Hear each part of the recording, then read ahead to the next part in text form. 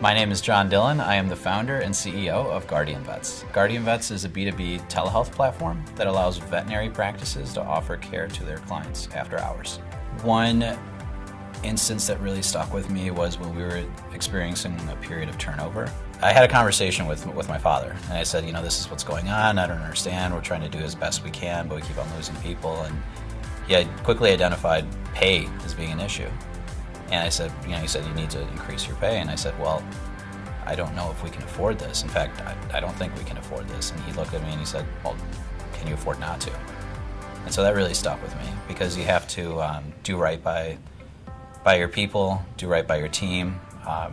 It just has always resonated with me since, about the importance of culture, the importance of keeping the right people, and how if you don't have the right people, everything else is going to break down within your company. So that's something that's stuck with me.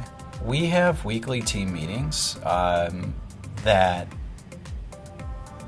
give the opportunity for everybody to participate and in what's going on in the company, and we're actually quite open in what we share, every little detail about what's going on in the company.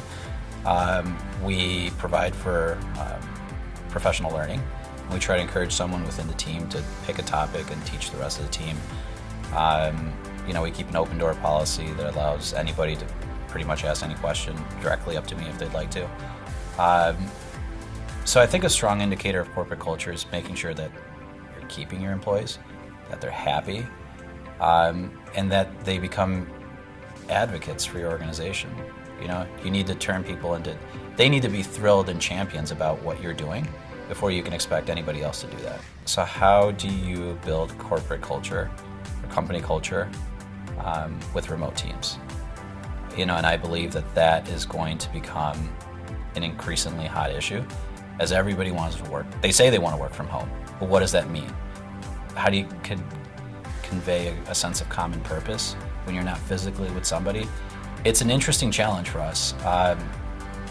And it has to do with just adapting to new tools of communication, being consistent with the communication, being authentic to why you're using certain tools and not others, and having the tools to monitor performance so you can still maintain accountability, right? So it is doable, but it's challenging.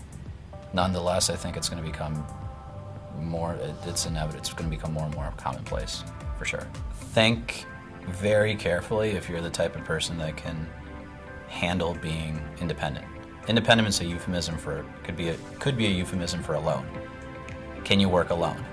And can you work alone for extended periods of time and be completely comfortable like that? Some people can't, and they'll go crazy if they don't have a physical office in front of other people, seeing people typing and getting a coffee and having chat at the water cooler.